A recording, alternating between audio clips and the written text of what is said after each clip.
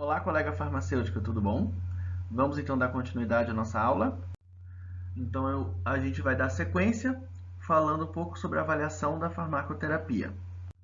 Então, só relembrando que na aula passada a gente trabalhou então o conceito de acompanhamento farmacoterapêutico, justamente para a gente definir exatamente o que é o acompanhamento, que ele é um serviço mais completo, mas por outro lado é um serviço mais complexo a ser realizado pelo farmacêutico para ajudar um paciente. Então, para a gente começar a discutir a questão da avaliação da farmacoterapia, a gente tem que pensar no que é uma farmacoterapia ideal, ou seja, o que a gente esperaria de um tratamento farmacológico para um paciente. Como seria o tratamento farmacológico que não precisaria de ter problema nenhum, que a gente não iria nem necessitar só selecionar aquele tratamento, se o paciente usar, tá ok. Então, a gente tem que pensar nesse modelo que quase nunca é alcançado, e quando a gente vai trabalhar com o paciente, tem que tentar chegar ao máximo possível próximo dessa farmacoterapia ideal, né? Um dos objetivos aí do acompanhamento farmacoterapêutico. Então, a primeira coisa que a gente tem que pensar na farmacoterapia ideal é a questão da necessidade, né?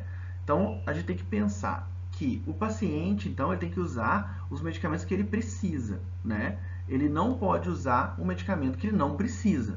Ou se ele tem uma doença e ela precisa de um medicamento para o tratamento, o paciente tem que estar utilizando aquele tratamento.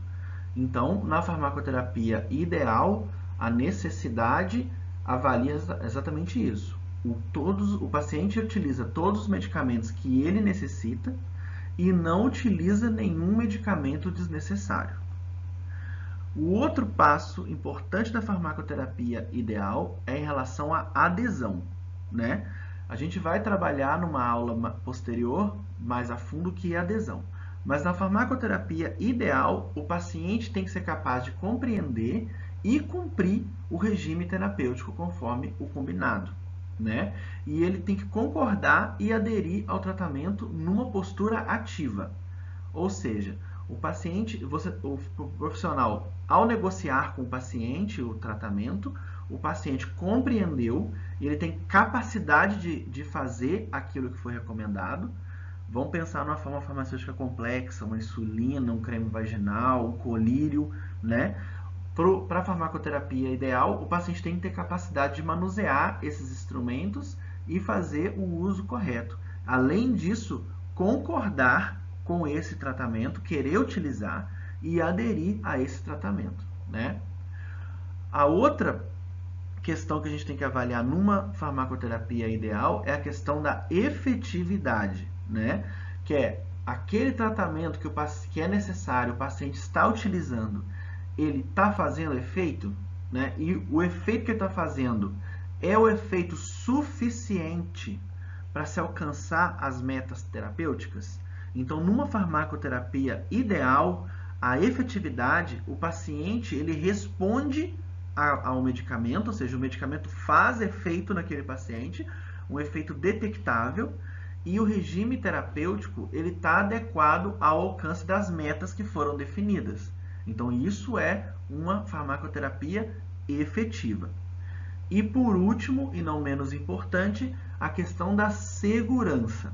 Como nós sabemos, todos os medicamentos possuem seus efeitos adversos, possuem aí a questão da interação medicamentosa, tem interação com o alimento, tem interação com outros problemas de saúde, né? Então, uma farmacoterapia segura, ela não deve produzir novos problemas de saúde.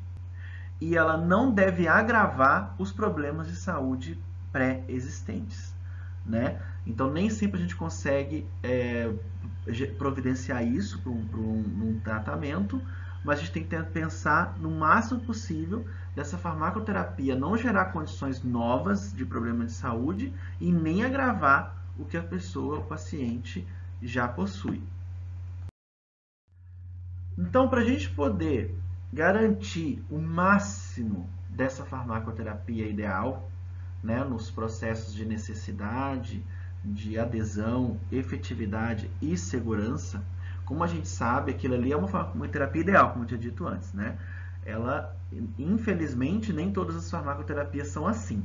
Então, a gente vai tentar analisar o máximo possível o nosso paciente para tentar otimizar a necessidade, a adesão, a efetividade e a segurança. Mas para isso, a gente tem que compreender os 6 processos da farmacoterapia, né? Aqui, de forma resumida, a gente coloca então em sequência quais são os 6 processos da farmacoterapia que nós temos que analisar para poder ter essa visão e tentar otimizar o máximo possível a farmacoterapia do paciente.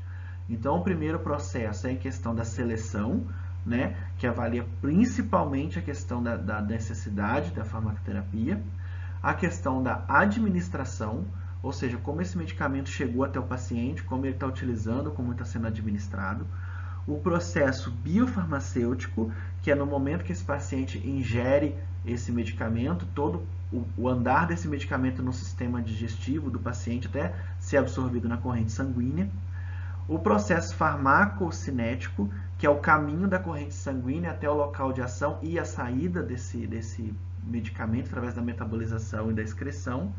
O processo farmacodinâmico, que é a interação do medicamento com o receptor ou outra estrutura molecular, que produz o efeito farmacológico. E, por fim, os resultados terapêuticos, que são a mudança de fato na saúde do paciente, né? Que são vários tipos de resultados, que podem ser clínicos, podem ser econômicos ou podem ser humanísticos.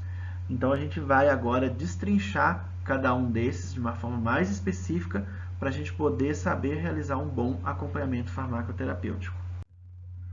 Então, era isso, gente. Espero que vocês tenham gostado. Assistam esse vídeo mais vezes, caso ficarem alguma dúvida. E vamos partir para a atividade, então, e depois a próxima aula. Até mais!